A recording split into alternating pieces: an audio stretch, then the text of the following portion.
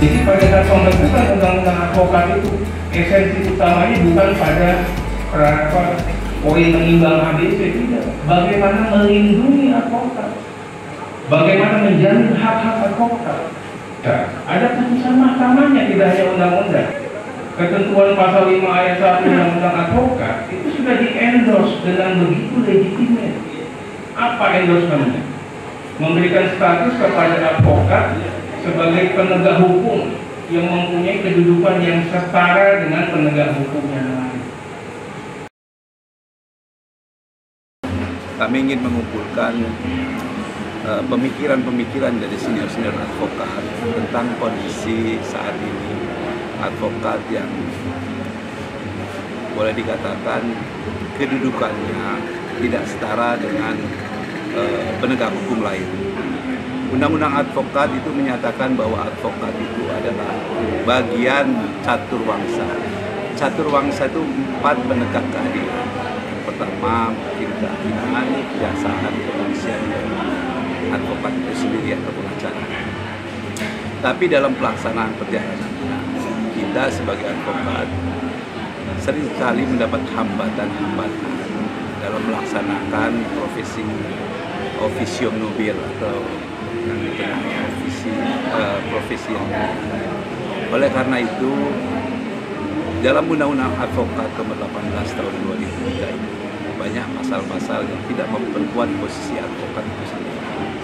Oleh karena itu, kita berharap sekali bahwa teman-teman advokat ini berani melakukan perubahan daripada Undang-Undang nomor 18 tahun 2003. Banyak undang-undang yang telah melakukan perubahan, ya, bahkan hampir semualah ya, mereka akan menyesuaikan undang-undang itu dalam rangka menjalankan profesi masing-masing, baik undang-undang kepolisian juga sudah diamandemen, undang-undang kejaksaan, undang kehakiman, ya.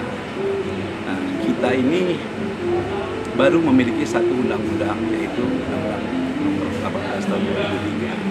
Usianya sekarang sudah cukup lama, dan dalam proses perjalanan waktu itu kita rekan-rekan advokat itu selalu tidak sejajar lah dengan penegak hukum yang lain. Oleh karena itu kita mendorong sekali untuk diadakannya perubahan Undang-Undang nomor 18 tahun 2003 itu. Tapi memang merubah undang-undang atau mengamandemen itu tidak mudah. Di dalam diri advokat sendiri terdiri dari banyak organisasi, mereka ada kepentingan-kepentingan pribadi atau kelompoknya, sehingga mengakibatkan tarik ulur di dalam diri organisasi advokat itu sendiri. Sebagai contoh, dulu Pradi kita menganggap memang ya sudah cukup baik, tapi pada kenyataannya dia juga mengalami perpecahan. Nah, dilanjutkan juga dengan KAI yang dulu cuma satu, mengalami juga perpecahan. Kita berharap memiliki undang-undang yang memiliki kewenangan yang setara dengan catur wangsa yang lain atau penegak keadilan yang lain, sehingga marwah advokat itu bisa menjadi kebanggaan baik daripada advokat itu sendiri atau masyarakat yang meminta bantuan pengacara atau advokat itu dalam rangka mereka mencari keadilan dan kebenaran. Saya tadi mengungkapkan pendapat saya bahwa jalan yang terpendek itu sambil menunggu mewujudkan perubahan advokat itu, kita coba pasal-pasal yang memang tidak membuat advokat itu memiliki kewenangan yang luas, kita bisa uji ke Mahkamah Konstitusi. Ya, karena itu mungkin cara terpendek untuk kita merevisi secara perlahan-lahan undang-undang yang kita miliki dengan keputusan Mahkamah Konstitusi. Keputusan Mahkamah Konstitusi itu final and binding, artinya tidak ada langkah hukum upaya hukum lanjutan. Apabila diputus, kita bisa melaksanakan. pasal-pasal mana saja kita coba untuk kita judicial review ke Mahkamah Konstitusi sehingga kita bisa memberikan alasan kenapa kita bawa pasal-pasal ini untuk direview oleh Mahkamah Konstitusi. Apabila pasal-pasal itu dianggap kurang memenuhi standar advokat, maka kemungkinan besar Mahkamah Konstitusi akan menolak. Oleh karena itu, langkah yang paling terpendek adalah melakukan upaya judicial review kepada Mahkamah Konstitusi agar kita ini perlahan-lahan mendapatkan kepastian atau kewenangan dalam rangka memuluskan atau menjalankan profesi advokat kita. Sebagai contoh, kalau kita ingin mendapatkan data-data, entah itu di BPNK atau di instansi pemerintah lainnya, kita mendapatkan kesulitan. Sehingga kita tidak bisa serta-merta membantu klien kita untuk menemukan keadilan dalam diri mereka.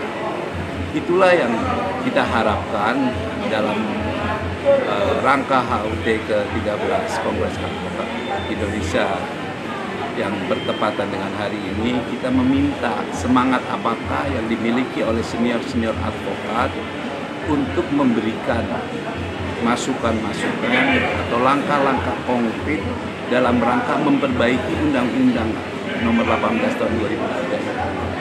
Karena memang di undang-undang itu masih banyaklah ya, kewenangan-kewenangan luas yang seharusnya dimiliki oleh advokat itu kami merasa terkebiri dengan tidak diberikannya pasal-pasal di mana kita bisa mendapatkan kewenangan dalam mendapatkan data-data yang kita inginkan dari instansi-instansi. Oleh karena itu, kita coba untuk memberikan usulan. Langkah untuk mewujudkan perubahan Undang-Undang Nomor 18 Tahun 2003 tetap kita akan lakukan. Namun, itu akan memakan waktu yang sangat panjang. Kita sudah lakukan itu, bahkan sudah masuk prolegnas. Namun tahun berikutnya dikeluarkan dari prolegnas. Nah, oleh karena itu kami berpikir langkah apakah yang terbaik sehingga kita bisa cepat mendapatkan kewenangan-kewenangan advokat yang lebih luas dalam menjalankan profesinya sebagai officio noble atau profesi yang mulia. Karena memang hakikatnya seorang advokat adalah seorang pembela. Apabila dalam membela kliennya kita menemukan kendala-kendala, tentu kita tidak akan maksimal membela. Kita ingin menjadi advokat yang memiliki profesi mulia, bahasa Latinnya disebut officio noble, itu dengan memiliki kewenangan yang cukup baik, yang cukup banyak, cukup luas gitu. Ya. Bahkan kita sendiri akhirnya ketakutan menjalankan profesi itu, takut-takut nanti salah langkah, akhirnya justru advokatnya sendiri yang mendapat masalah hukum. Nah, saat itu undang-undang advokat hanya mengatur advokat mendapatkan kekebalan imunitas itu di ruang persidangan. Atas keberanian teman-teman kita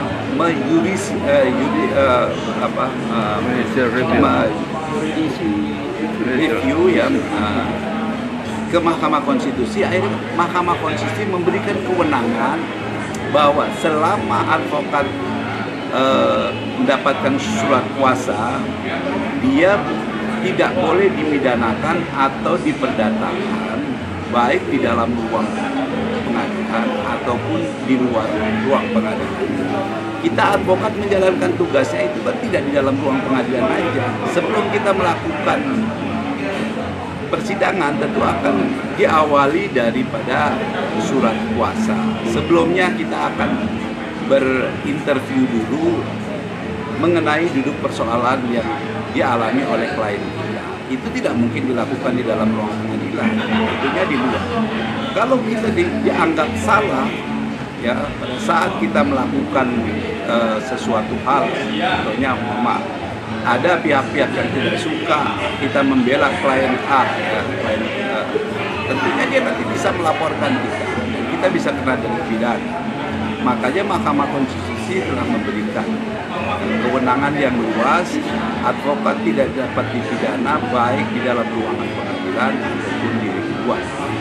Nah, sekarang ada pasal-pasal lagi yang mengganggu kinerja advokat. Menurut saya, ya, menurut pendapat saya, sebaiknya memang itu kita bawa lagi ke Mahkamah Konstitusi, karena kita masih sangat hormat, ya, dan banyak berharap sekali kepada Mahkamah Konstitusi. Produk-produk hukum Mahkamah Konstitusi itu kami menganggap cukup sakral. Artinya sesuatu yang memang bisa kita harapkan kebenarannya itu keluar daripada keputusan para hakim Mahkamah Konstitusi. Jadi itulah ungkapan atau pendapat saya. Hasil yang saya rangkum dari beberapa pembicara yang ada, baik yang online atau yang offline, saya mengambil kesimpulan bahwa yang terbaik adalah melakukan judicial review ke Mahkamah Konstitusi, karena itu jalan yang terpendek untuk sampai apa yang kita inginkan.